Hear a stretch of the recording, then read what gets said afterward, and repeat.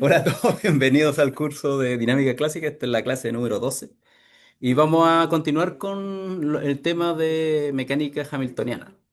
Entonces, en este caso, si se acuerdan, esta cosa que está aquí la voy a arreglar bien esto para que no moleste la imagen de ese video que está ahí. Lo voy a tirar por la esquinita. Ya, entonces, si se acuerdan en mecánica hamiltoniana, o si se acuerdan del pregrado de la mecánica hamiltoniana, básicamente un sistema físico relacionado con un hamiltoniano que se obtiene a través del lagrangiano, a través de esta transformación, la suma de p q punto menos el lagrangiano, a través de derivar parcialmente el hamiltoniano en términos de los momentos canónicos y de las coordenadas generalizadas, nosotros encontramos las ecuaciones de Hamilton, que son las ecuaciones de movimiento de un sistema dinámico, de un sistema físico. Lo mismo equivalente a la ecuación, a la segunda y tercera ley de Newton, fuerza igual a masa por la aceleración, y equivalente también a las ecuaciones de Euler-Lagrange. Ahora el punto, que era lo que en la clase anterior habíamos más o menos vaticinado, que también pasa con los lagrangianos, que nosotros podemos considerar otros sets de coordenadas generalizadas. O sea, aparte de las coordenadas generalizadas P, o sea, momentos canónicos P y coordenadas generalizadas Q, nosotros podemos escribir otro set de coordenadas generalizadas, ya sea Q y P mayúsculas, y que en este caso vamos a tratar de escoger un set en las cuales podemos transformar unas en otras de forma sencilla. O sea, que sea un sistema que se pueda resolver de forma eh, invertible. Yo puedo pasar de las P a las Q y de las Q a las P sin entrar en ambigüedades de que estemos llegando, no sé, a la raíz cuadrada de un número y que tengamos que suponer dos soluciones o cosas así. Sistemas que sean invertibles. De tal manera que lo que vamos a empezar a estudiar son lo que se llaman las transformaciones canónicas, como set de coordenadas generalizadas, el espacio de fase que nosotros definimos, que nos ayuda a resolver un problema físico, van a estar relacionadas unas con otras.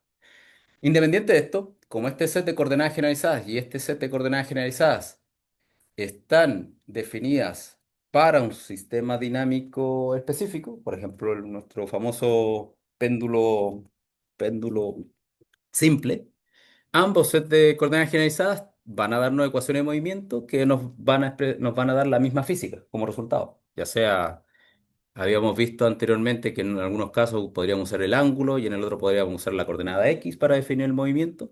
En principio, todas estas ecuaciones nos van a dar ecuaciones de movimiento que van a ser equivalentes y nos van a representar el mismo sistema físico. ¿Qué cosa también es importante en este caso? Es el hecho de que con este nuevo set de coordenadas generalizadas nosotros deberíamos respetar o debería valer de cierta forma, de la misma manera, perdón, lo que era el principio de Hamilton modificado. Si se acuerdan, era básicamente que la variación de la acción nos da cero y en este caso la variación de la acción para las coordenadas minúsculas nos va a dar que la variación recuerden que esto que está aquí es simplemente el lagrangiano y esto que está aquí es el lagrangiano virgulilla, que en principio nuestro sistema, ya sea para las coordenadas minúsculas o mayúsculas, debería respetar que el camino clásico o el camino que nos da la ecuación de movimiento son aquellos que nos minimizan la acción y en principio deberían ser equivalentes. De nuevo, siempre partiendo que independiente del set de coordenadas generalizadas que utilicemos, ya sea las minúsculas o las mayúsculas, siempre los extremos, estas van a tener variación nula. O sea, siempre vamos a estar amarrados por las cuerditas, por el camino que tome nuestro sistema. O sea, básicamente, si yo tengo aquí los delta Q y los delta P igual a cero, nosotros vamos a reescribir ese camino, por ejemplo, el cual minimiza la acción de ese estilo. Y por otro lado, si tomamos el otro sistema, el delta Q grande y el delta P grande, por ejemplo, va a tomar otro camino, pero en este caso estamos minimizando la acción virgulilla. De tal manera que ambos sistemas, pero independiente de esto, ambos van a estar resolviendo el mismo sistema físico y por lo tanto van a evolucionar de la misma manera en el espacio físico, en el espacio de configuración que tenga unidades de metro y de unidades de momento. ¿Qué cosa aquí? Vamos a empezar a relacionar unas con otras, porque por ejemplo, si yo tengo que del hecho de que yo haga mi variación, lo que obtengo son las ecuaciones de movimiento. Y si tengo que la variación es igual a cero en un caso y en el otro caso la variación también tiene que dar cero, alguien podría pensar de que yo podría suponer de que esta parte con esta parte podrían ser iguales. Y en principio es una suposición válida, pero la igualdad en realidad puede ser un poco más general si es que agregamos una derivada total una derivada que cuando la integremos en función del tiempo nos va a dar cero. Es simplemente agregarle un cero a nuestra ecuación.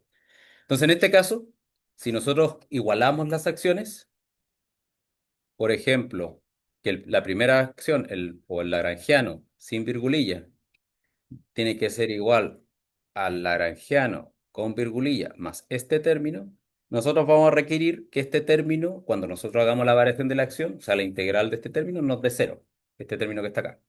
De tal manera que el principio de Hamilton modificado entre sets de lagrangianos a hamiltonianos mantenga la misma regla. ¿Eso qué va a implicar? Primero que nada, si nosotros tomamos este término que está acá, el f, yo estoy agregándole este término que está acá, si yo lo integro en función del tiempo, esta integral de f básicamente va a dar el f evaluado en este caso lo estoy tomando que depende de q y de q grande, evaluado en los extremos, pero como todo esto en principio es una integral de la variación, cuando yo integre todo esto y lo varíe, en principio, como los extremos están fijos, esta variación siempre va a dar cero. De tal manera que tengo que la variación de la acción en un caso con la variación de la otra acción, con la acción virgulilla, siempre van a indicarnos que estamos en el mínimo de cada una de las dos acciones. Pero entonces aquí encontramos algo que es interesante a priori, porque tenemos esta libertad que está acá, libertad de escoger la función f, mientras respete que la derivada de la función f sea tal que cuando la evaluemos los extremos, lo que sea, nos dé cero. Todos estos lagrangianos o hamiltonianos van a estar conectados, el L con el L virgulilla más la variación del tiempo de la función f. De tal manera que las coordenadas generalizadas P y Q, en principio, aparte de las que podamos tomar para definir nuestro sistema físico, vamos a tener una familia de coordenadas generalizadas que van a estar conectadas gracias a la función f. En principio, si tomamos el ángulo, vamos a poder tener una familia de funciones de coordenadas generalizadas que nos van a poder ayudar a resolver nuestro problema. Entonces, en ese sentido, es como si tuviéramos una suerte de simetría en nuestro sistema que está asociado con familias de coordenadas generalizadas que nos dejan los lagrangianos y la acción en el mínimo, sin tener que hacer la variación desde primeros principios. Entonces, eso es importante. Vamos a introducir una función f. Mientras esa función f tenga variación nula, cuando calculemos la variación, el mínimo de la acción, no vamos a estar afectando las ecuaciones de movimiento, pero vamos a poder tener una relación entre las coordenadas generalizadas, las q minúsculas y las q mayúsculas. Bien, entonces, ¿qué pasa? O sea, volviendo a lo anterior, eh, como un poco para decirle, recalcarle este punto, si nosotros tenemos que la variación de esto es cero, claramente la variación de este punto que nos da las ecuaciones de Hamilton para las coordenadas minúsculas y las ecuaciones de Hamilton para las coordenadas mayúsculas se van a respetar. Eso quiere decir que como la contribución de f va a ser nula para la acción, tenemos las mismas ecuaciones de Hamilton para las coordenadas mayúsculas en términos del hamiltoniano virgulilla y las coordenadas y las transformaciones en minúsculas para el hamiltoniano, o sea, las ecuaciones de Hamilton para el hamiltoniano sin la virgulilla. Ya, eso es importante. La función f, desde el punto de vista de la ecuación de movimiento, no hace nada, no afecta el sistema. Por eso, bueno, para los que siempre hago la referencia, para los que vieron en algún momento objetos relacionados como con teoría de campo, física de partículas, siempre uno tiene transformaciones de objetos que mientras no afecten las coordenadas, no afecten la ecuación de movimiento, se pueden interpretar en algunos casos como algún tipo de simetría. Aquí nosotros estamos teniendo una generación de estas transformaciones en función de esta función f mayúscula. Bueno, como ya sabemos que la función f, mientras cumpla la, la característica que es una derivada total en función del tiempo y que no va a afectar a nuestra acción, a esta variación de la acción, nosotros vamos a poder seguir ahora cómo evoluciona en el tiempo, ya que este es el término que nosotros estamos agregando a nuestro sistema. Recuerden que ese f que está ahí es el mismo f que está acá. Entonces, si nosotros vemos cómo evoluciona en función del tiempo, ya que depende de la coordenada q minúscula, de la coordenada q mayúscula y del tiempo, la variación en el tiempo o la derivada en función del tiempo va a depender de cómo depende la función f de la variable q minúscula explícitamente por q punto, cómo depende la función f de la variable o la derivada parcial de q mayúscula, q punto mayúscula, ups, y cómo depende explícitamente del tiempo. Simplemente, ya que ese va a ser el término que le vamos a estar agregando a este hamiltoniano, a la segunda parte del hamiltoniano. Ahora bien, con esto vamos a encontrar esto que está acá, que va a ser súper entretenido de relacionar, porque como sabemos que esta derivada tiene ciertos términos, si nosotros simplemente vemos cómo evoluciona nuestro sistema, digamos que recuerden, Lagrangiano más la derivada total de f de q, bueno, le voy a quitar vamos a hacerlo sin vectores porque es más rápido. Entonces esto que está acá era pq punto menos h igual a P grande, Q grande punto, menos H, más la derivada en función del tiempo. La voy a escribir acá simplemente. Q, Q, T. Y este término que está acá, por lo que vimos recién, era la derivada parcial de F con respecto a Q, Q punto, más la derivada parcial de F con respecto a Q grande punto, Q grande punto, más la derivada total de f, o sea, la derivada parcial de f con respecto al tiempo. Y eso va a significar que en principio nosotros vamos a poder agrupar estas cantidades de h virgulilla, Hamiltoniana virgulilla, y este que está acá, q punto. Entonces, en principio, este término que está acá con q punto, lo podemos mover para el otro lado y nos va a quedar la derivada de f con respecto a q, q minúscula punto, menos h, y este término que está acá con q mayúscula, lo juntamos con el de acá y vamos a tener que p más la derivada de f con respecto a q, nos va a dar q punto y menos h virgulilla y más df a dt. Ya básicamente lo que estoy escribiendo acá. Entonces tenemos primero dos cantidades, o sea, reagrupando todo, tenemos una relación que nos va a dar algún tipo de característica. Lo que está acá, dentro de este paréntesis, y lo que están de acá en este paréntesis. O sea, eso quiere decir que si nosotros encontramos un set de coordenadas generalizadas que aparte cumple esta relación, o sea, que estas relaciones sean igual a cero, o sea, que la derivada de f con respecto a q nos va a dar menos p y la derivada de f con respecto a q nos va a dar más p, de tal manera que, ahora, menos p mayúscula y más p mayúscula, en principio se van a cancelar y vamos a obtener una relación entre hamiltonianos de esta forma que está acá, que el hamiltoniano virgulilla va a ser igual al hamiltoniano en las coordenadas q minúsculas, en las coordenadas minúsculas, más la derivada en función del tiempo de f de Q, Q grande y el tiempo.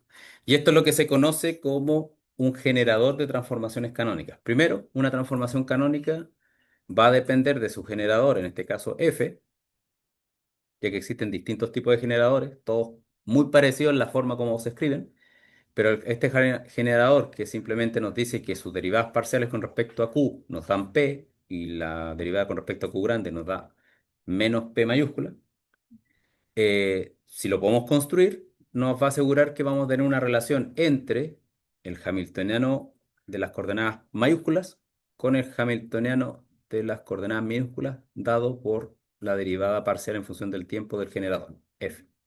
Existen distintos generadores. Está el generador f, que depende de q,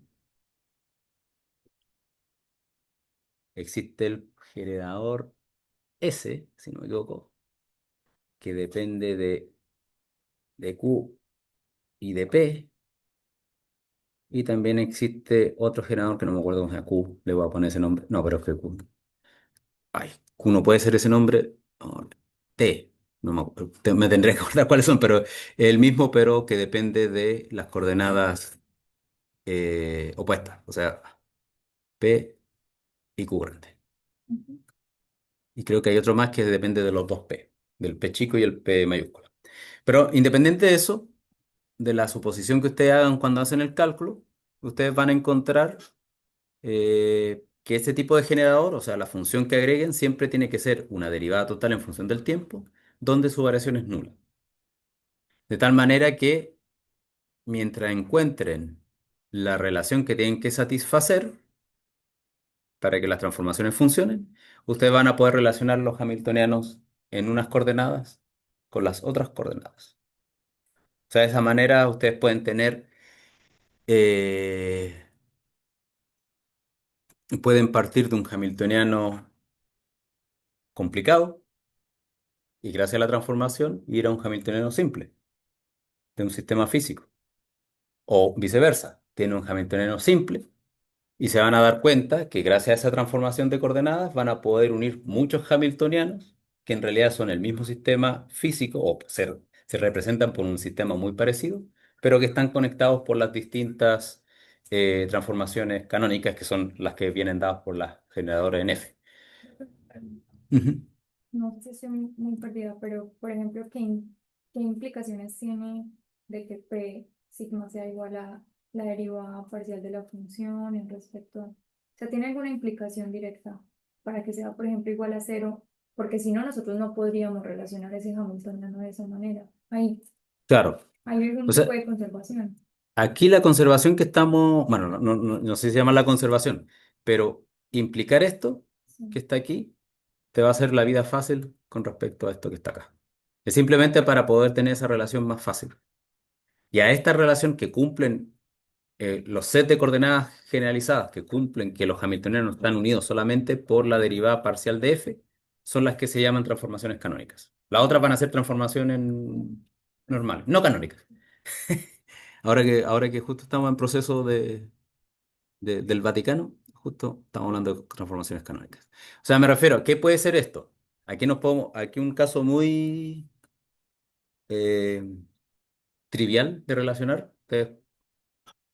Bueno, no sé si trivial, pero imagínense que ustedes tienen el sistema de un péndulo simple, el famoso péndulo simple que hemos visto toda la vida.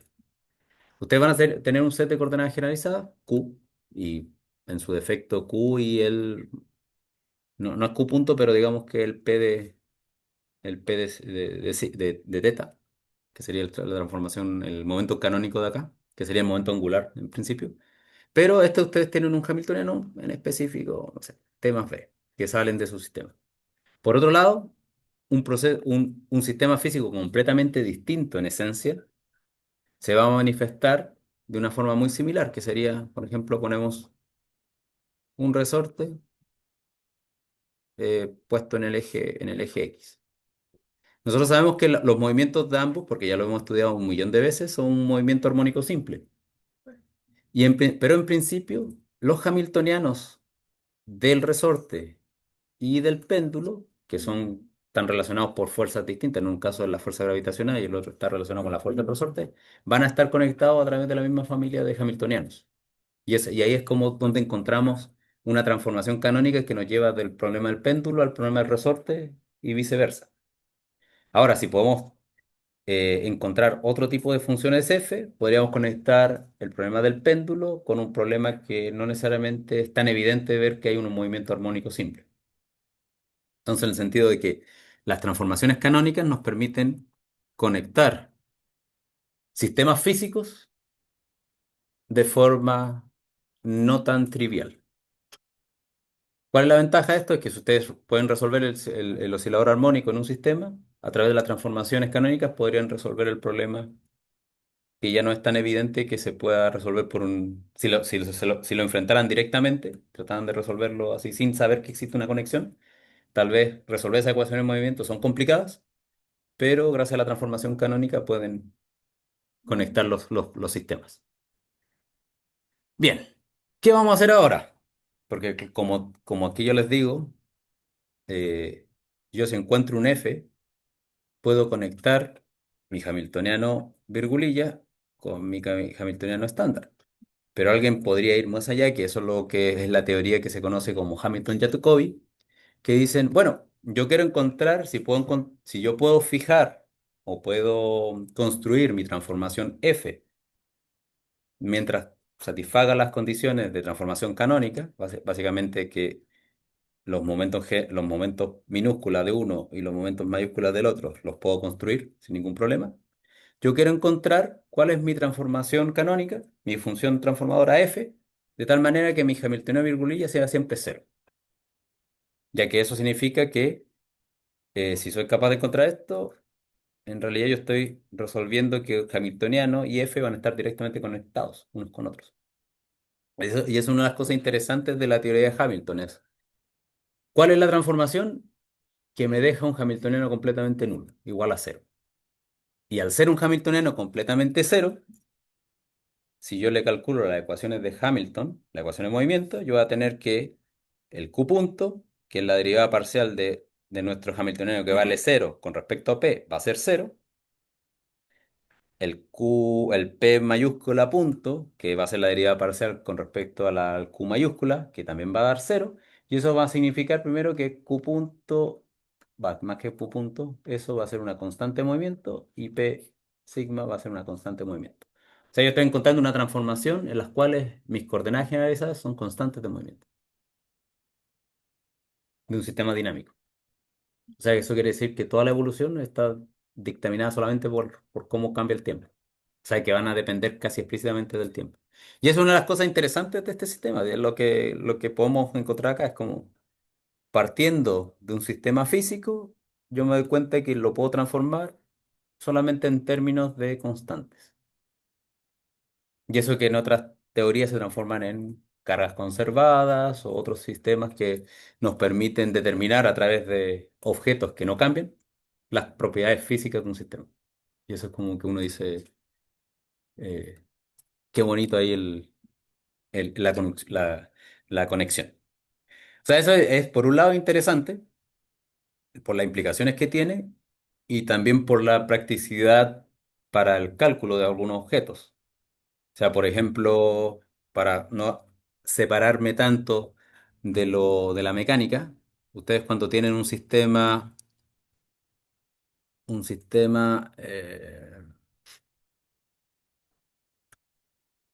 a ver, para no alejarme tanto, el típico caso, no, el típico caso es que me va a quedar perdido, pero por ejemplo el caso de las oscilaciones de neutrinos, es mucho más fácil explicar la evolución de cómo los estados oscilan directamente en la base de autoestados de energía, porque la evolución es pura y simplemente una mezcla simple.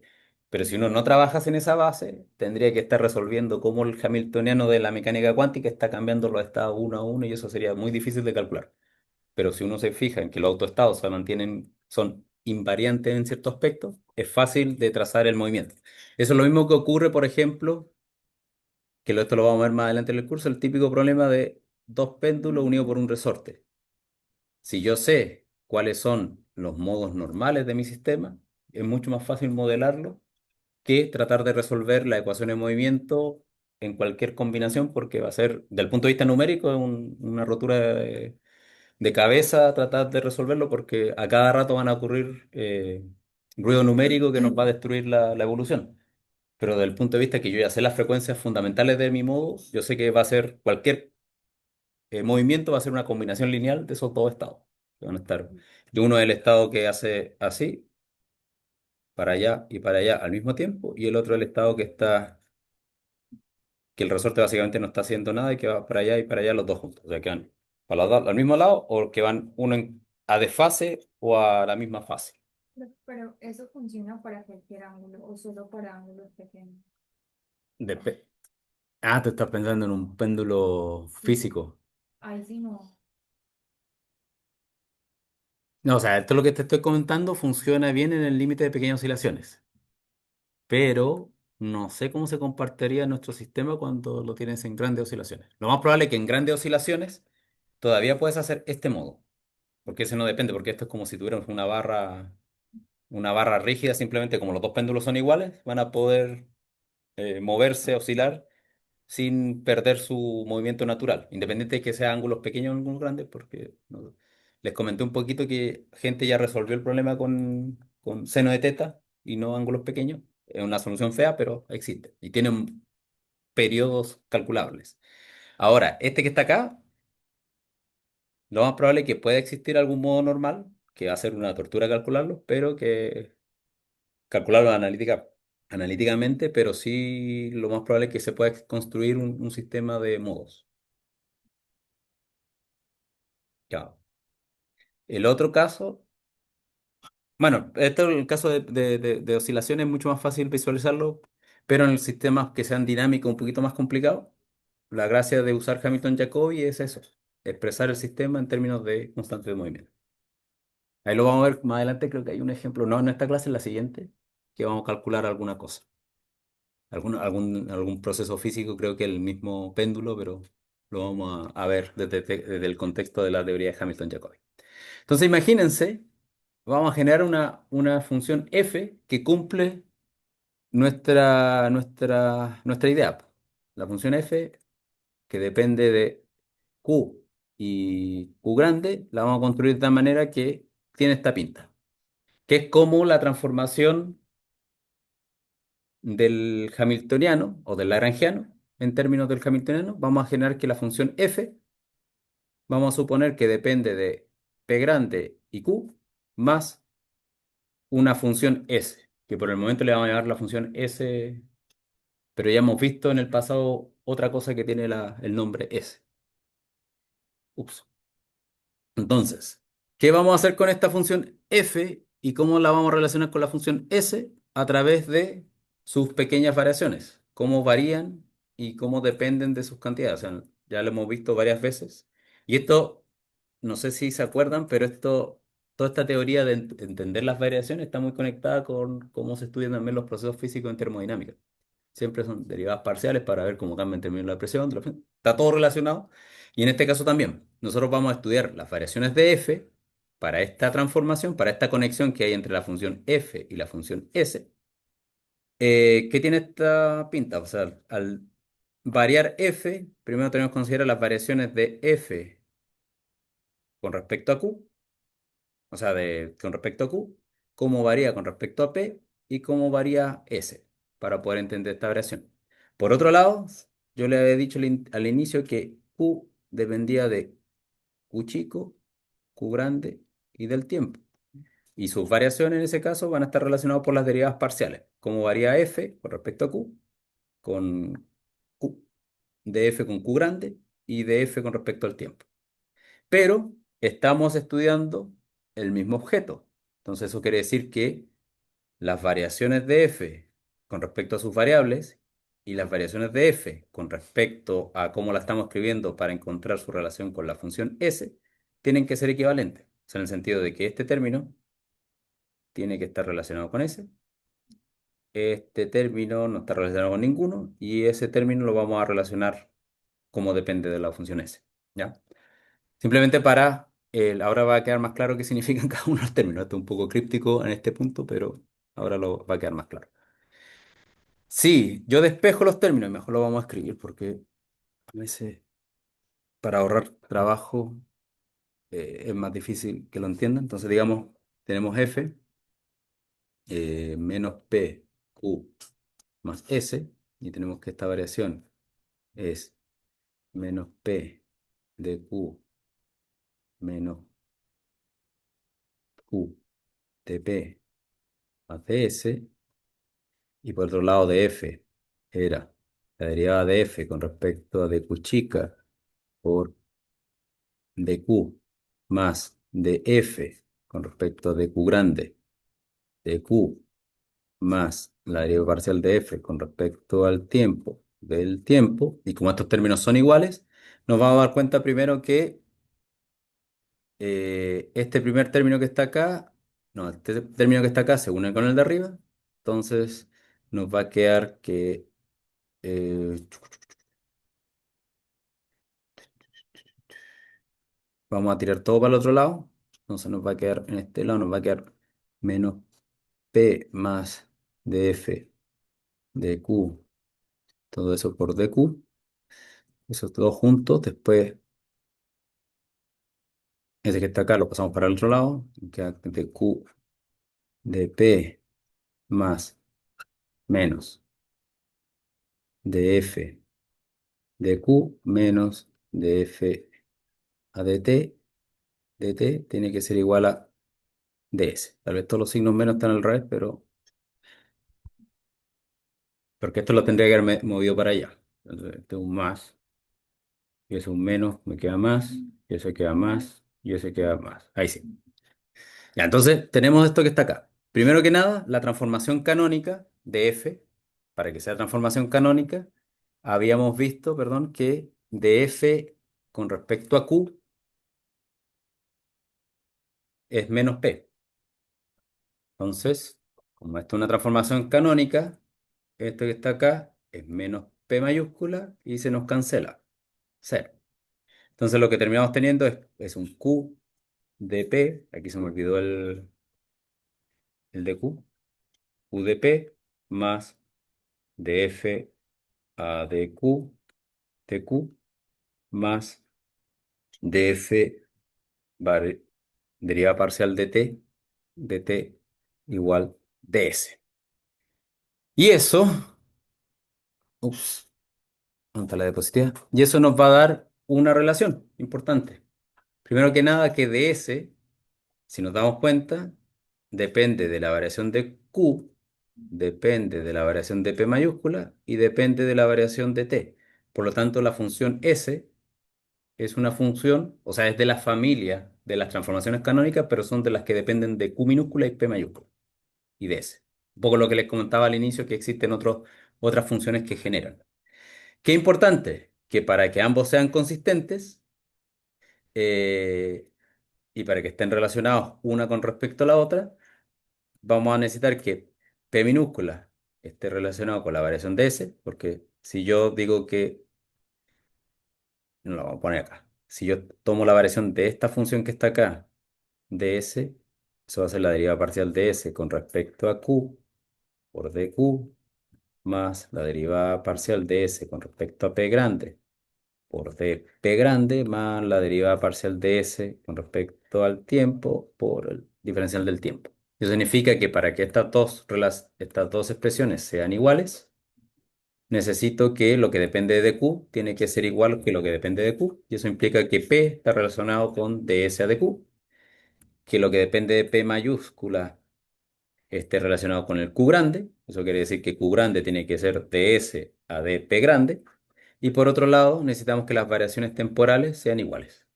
Y esto que estoy encontrando son el tipo de transformación o generador de transformaciones canónicas que están relacionadas con las Fs, pero en este caso las se llaman S y relacionan Q chicas con P grandes. Recuerden que las F relacionaban Q chicas con Q grandes, en función del tiempo. Ambas son transformaciones canónicas. Simplemente estamos, cuál, o sea, qué tipo de coordenada canónica estamos relacionando con la otra coordenada, con el otro set.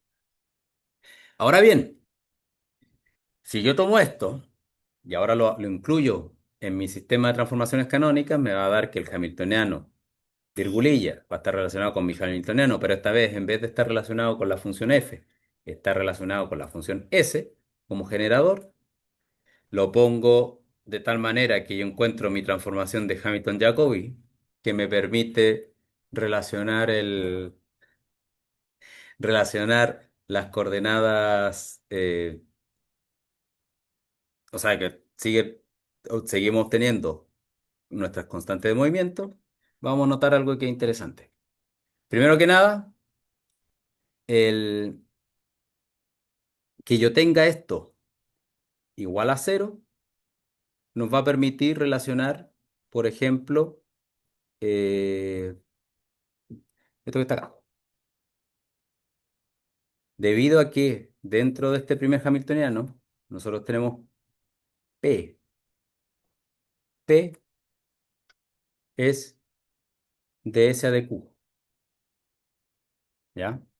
Entonces yo podría escribir mi sistema de ecuaciones de Hamilton-Jacobi, como eso igual a la h virgulilla, lo voy a escribir como algo que depende de la derivada de q, por, o sea, del de s con respecto a q minúscula, q, t, y la derivada en función del tiempo de s de q, p mayúscula y t igual a cero. Y eso va a significar primero dos cosas. Primero, algo que tenía esta pinta, ustedes lo vieron en mecánica cuántica, porque esto se parece a una ecuación de Schrödinger, salvo si le pongo un i adelante. Uy, porque tengo algo que depende muy parecido, o sea, tiene como un aire a ecuación de Schrödinger. O sea, recuerden que la ecuación de Schrödinger tienen una cosa que es como i derivada porción del tiempo de la función de onda y después viene la derivada cuadrado, bueno, lo que sea, el hamiltoniano de la ecuación de Schrödinger. ¿Ya? Aquí lo que estamos teniendo es algo que tiene una forma porque aquí estamos derivando s y aquí estamos haciendo la derivada en función de s. O sea, la de s respecto a q. En el caso que les mostraba antes, aquí en este hamiltoniano nosotros estamos haciendo básicamente d a de x en función de phi. Bueno, la segunda derivada. Pero empiezan a aparecer formas que se parecen unas con otras. Y posteriormente cuando veamos lo que son las variables de ángulo de acción va a quedar un poco más latente esa pequeña conexión entre la mecánica clásica y la mecánica cuántica. Pero en este caso simplemente supongamos que como Q, perdón, como P es de S a de Q, o el gradiente de S con respecto a las coordenadas generales de esas Q, nosotros tenemos este sistema. Por otro lado, nosotros habíamos conocido que P mayúscula iba a ser una constante de movimiento, le vamos a llamar alfa, Q mayúscula iba a ser otra constante de movimiento que le vamos a llamar beta, y por otro lado las condiciones que teníamos antes, pues, que las P minúsculas van a ser de S a de Q, Q mayúscula va a ser de S a de P grande. Entonces, si encontramos S, y como depende del Hamiltoniano inicial, vamos a poder resolver nuestro problema de Hamilton-Jacobi en términos de lo que son las constantes de movimiento. Y eso lo vamos a ver. Ah, no, queda un último detalle. Para ir terminando con este punto, de aquí van a ver por qué la función S se llamaba S. Si yo tomo en cuenta cómo varía la función S en función del tiempo, considerando esto que está acá atrás, si se acuerdan, como S depende de Q minúscula y de P mayúscula, tenemos esto que está acá. Si yo tomo de S en función del tiempo, que está relacionado con ese término que está acá, lo que yo voy a encontrar es que de esa función del tiempo son P, Q punto más el hamiltoniano, que eso es igual al lagrangiano. Y si se acuerdan el término que nosotros le agregamos a la transformación canónica, que era la derivada de S con respecto al tiempo, si yo lo integro, me va a dar el valor de S en el tiempo t, es que eso es el tiempo t, y el valor de S en el tiempo 1, y es básicamente la integral del lagrangiano en el tiempo. O sea, básicamente dentro de todo, lo que estamos encontrando es que nuestro generador de transformaciones canónicas viene siendo la acción. La misma acción que nunca nos hemos sentado a calcular bien, porque siempre hacemos variaciones de la acción con respecto a su mínimo. Nos damos cuenta que la acción nos conecta bueno, no todas, pero nos conecta un set de coordenadas generalizadas, de tal manera que si yo sé cuánto vale la acción, se lo puedo sumar a un hamiltoniano y encontrar los hamiltonianos donde ese hamiltoniano evidentemente es cero. Bien. Eh, sí, vamos a alcanzar a hacer un pequeño detalle. La función esta S, que es la acción, que casi nunca la calculamos, nos va a poder ayudar a determinar cuáles son la evolución de mi momento generalizado P y mi coordenada generalizada Q en función de las constantes de movimiento alfa y beta, que son las que obtenemos de la teoría de Hamilton-Jacobi. Son vectores. Son vectoriales porque tú tienes n o Ah, k sí. coordenadas generalizadas. O sea, en el caso más bonito, tú tienes que P es igual a, ups, P. Va a ser una función de alfa y beta, ¿no? En función del tiempo. ¿En qué sistema? Así sin meter, porque la clase siguiente vamos a hacer mañana vamos a hacer el ejemplo. ¿En qué sistema ya tenemos un sistema de coordenadas generalizadas que dependen de constante movimiento? Por ejemplo, cuando ustedes tienen un movimiento rectilíneo uniforme, ustedes tienen una posición inicial más su velocidad inicial en función del tiempo. Esto que está acá, la velocidad en función del tiempo, en realidad es el momentum lineal partido por la masa en el tiempo más x0 igual x de t. Esto que está acá podría tomar el rol de A, alfa, y esto que está acá tomaría el rol de beta.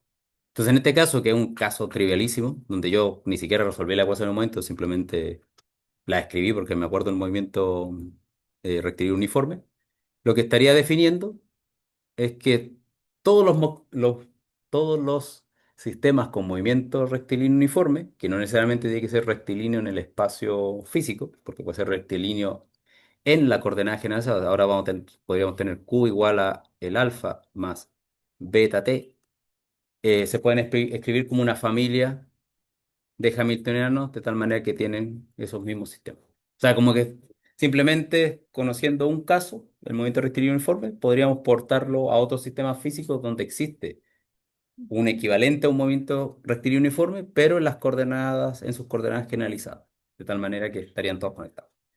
Bien, ya que es medio tarde, un ejercicio para que jueguen ahí, simplemente que es mostrar que esa transformación, que esa acción que está ahí, genera esa identidad y cómo esas identidades van a estar relacionadas con las transformaciones canónicas que nos da de este tipo, que son básicamente movimientos rectilíneos uniformes. Todos me están llamando. Eso, ya estamos cansados. Vamos.